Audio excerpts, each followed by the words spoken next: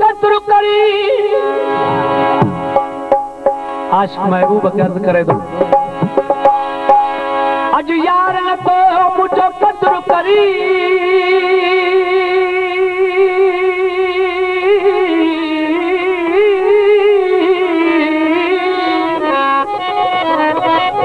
ओ वज यार न तो मुझो कत्र करी को वक्त इंदी मुख याद कने न तो दाह मुझे जो दावत करी को दर्द मिली फरियाद कने न तो दाह मुझे जो दावत करी हो अला जद दर्द मिली फरियाद कने दस्त कमर के भला पे कतरा अन मुहब गणू बर्बाद कंदे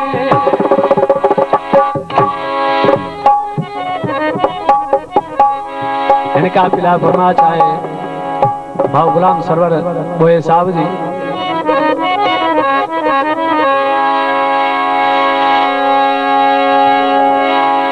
आई फरमा चाहे भाव जिनसार अली घोट साहब जी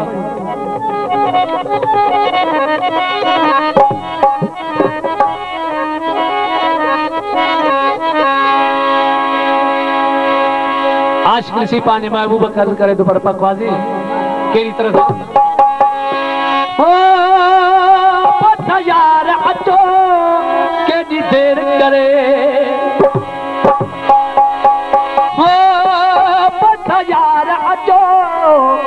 ओ न तसार लहो तको मोजा बचबो केडी देर करे पता यार अचो केडी देर करे पता यार अचो न तसार लहो तको मोजा बचबो केडी देर करे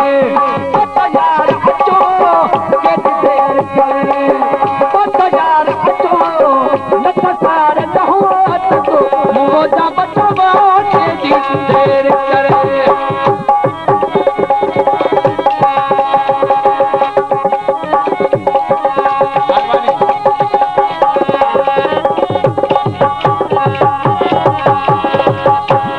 फरमाश है भाव हनीफ अलमानी साहब जी आई भाव गुलाम मोगेरी साहब जी अच्छा हाल करे दिल लायू न था जिन लायू ता पछतायू न था अच्छा हाल करे दिल लायू न था जिन लायू ता पछतायू न था बाते में ओ घटदायू नता वो घट बाते में घटदायू नता अच्छा कमुन कंदा हूं एडो यार कचबो केडी देर करे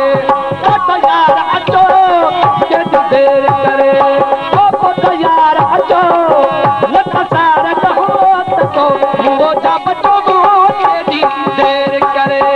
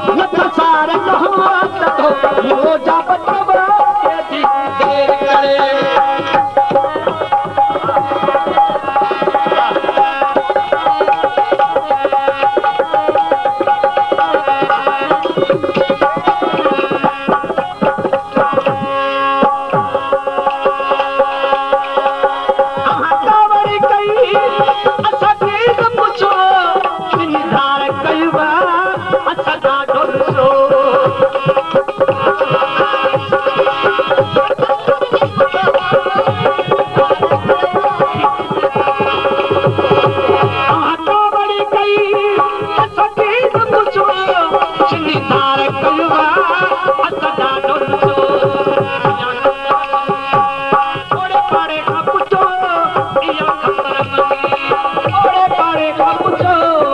इहो आवाज़ तो हदीस उठो ऐं बचावो केॾी देर करे बस यार अचो केॾी देर करे ओ बस यार अचो न कसार न हो त मुंहिंजो जा बचावो केॾी देर करे बस यार अचो केॾी देर करे ओ बस यार अचो न कसार न हो त मुंहिंजो जा बचावो केॾी देर करे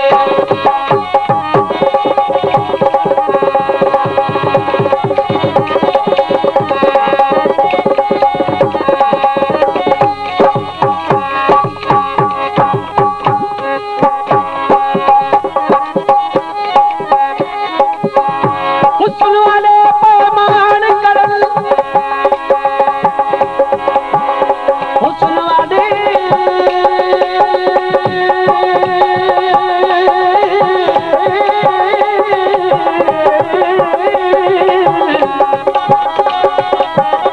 ओ हुस्न वाले पैमान करल जरा हलते सीना तड़के सूरत दी मगरूरी कनू साडी गाल न सुनदे खड़के आह लगे उन्हां दी सूरत तू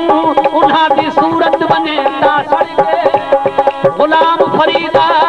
जिन आशिकान दी कदर न कीती से दसे न मानन करके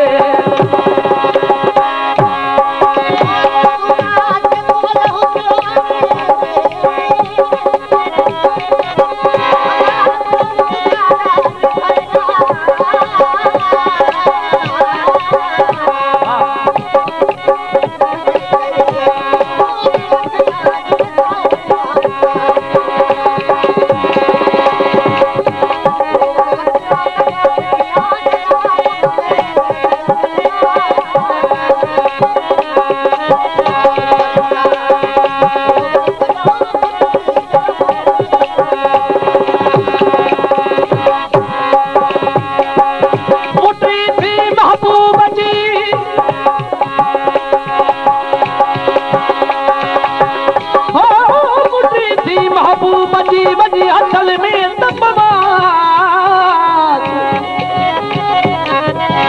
सनड़ियूं सोहणियूं आंगरियूं वञ चुमियो ई त चुमिया वेझो थी वजूद में वञी नुंहुं नुंहुं मछ लॻा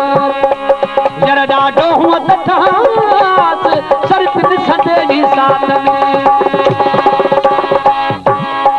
अॼु यार बुखारी आयो वा जंहिं महफ़िल खे महकायो वा अॼु यार बुखारी आयो वा जंहिं महफ़िल खे महकायो वा इहो हुकुम हुस्न फरमायो वा